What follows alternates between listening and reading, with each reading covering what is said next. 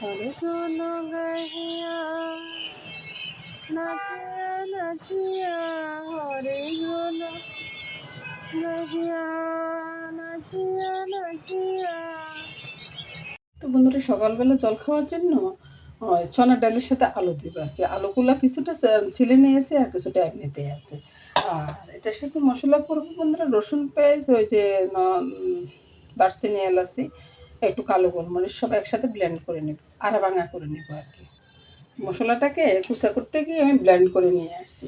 তো এখানে লঙ্কা তেজপাতা দিয়ে দিলাম, দিয়ে দিলাম নুন, লঙ্কা, চিনি, হলুদ। মশলাটা কষানো হয়ে গেলে আলু আর চনার ডালটা একসাথে ছেড়ে দিলাম। পালা করে কষানো হয়ে গেলে সুন্দর একটা গ্রান বার হচ্ছে। এবার আমি বড় কাঁচা গরম জলটা দিয়ে দিলাম, এটার ভিতরে একটু বেশি দিলাম আর কি, সিদ্ধ হবে তো। চনাটা সিদ্ধ হয়ে যাচ্ছে, আলুও সিদ্ধ হয়ে গেছে। এখন একটু চাপ দিলে আলুর থেকে খোসাগুলো উঠে যাবে। রান্নাটা হয়ে গেছে, নামিয়ে নেব।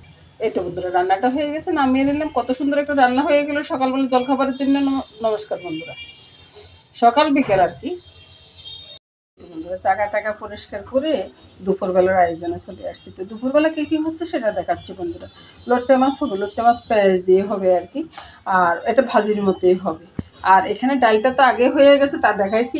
বাতাস চাল ভিজিয়ে রেখেছি, লাউড ডাঁটা আর কি, লাউড ডাঁটা, আলু আর মাছ দিয়ে হবে। এ নিয়ে শুরু করলাম বন্ধুরা দুপুরবেলার রান্নাটা আর কি। তরকারিটা দেখালাম না, আমি লাস্টে দিয়ে একটু দেখাই দিব আর কি এটা তরকারিটা কেমন হয়েছে। তো আগে লোট্টে মাছটা রান্না করে নিই। লোট্টে মাছের জন্য বন্ধুরা এখানে নুন, হলুদ, লঙ্কা সবে দিয়ে রেখেছি। লঙ্কাটা একটু কমে দিয়েছি, কারণ হলো ওই যে লঙ্কা বেশি হইলে না আমাদের ঘরের না কেউ খেতে পারে না। তো সব একসাথে দিয়ে কড়াইতে মেখে নিচ্ছি বন্ধুরা।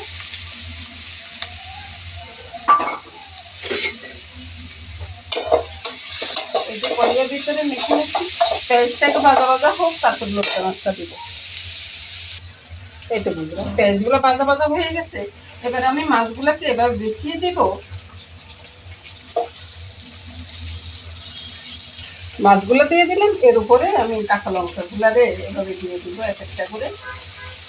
কাঁচা লঙ্কার সেন্টটা কিন্তু ওই মাছের ভিতরে খুব সুন্দর আছে আর ভালো লাগে খেতে আর কি, ওই জন্য। আর এভাবে মাছ বিছিয়ে দিলে মাছগুলো ভাঙবে না আর কি। কতটুকু ভাঙে না ভাঙে সেটা আপনাদেরকে দেখাবো। ওই মাছগুলো ভাঙবে না, আবার মাছের যে জলটা আছে না, জলটা ওই পেঁয়াজ চুষে নিয়ে যায়।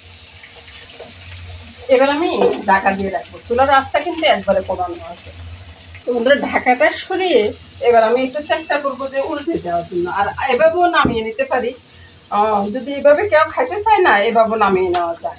তো আমি একটু উল্টে দেওয়ার চেষ্টা করব। আমাদের ঘরে না আবার ওইভাবে খাবেন না। এই যে এক উল্টানির সাথে হয়ে গেল, চতুর্দিকে তেল ছড়াচ্ছে বন্ধুরা। রান্নাটা হয়ে গেছে, এবার আমি চুলাটা বন্ধ করে দেবো। কড়াইতে কিছুক্ষণ এইভাবে থেকে যাবে। এই তো বন্ধুরা রান্নাটা নামিয়ে নিলাম। এবারে আপনারা বলুন তো বন্ধুরা রান্নাটা কেমন হলো বন্ধুরা।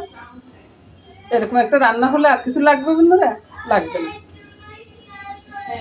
আর এর সাথে সাথে বন্ধুরা এই যে ডাটা আলুর তরকারিটা হয়ে গেছে, ডালটা তো আগেই হয়ে গেছে, তা দেখাই দিচ্ছি। আর রান্নাটা এখানে আমি শেষ করে দেবো বন্ধুরা।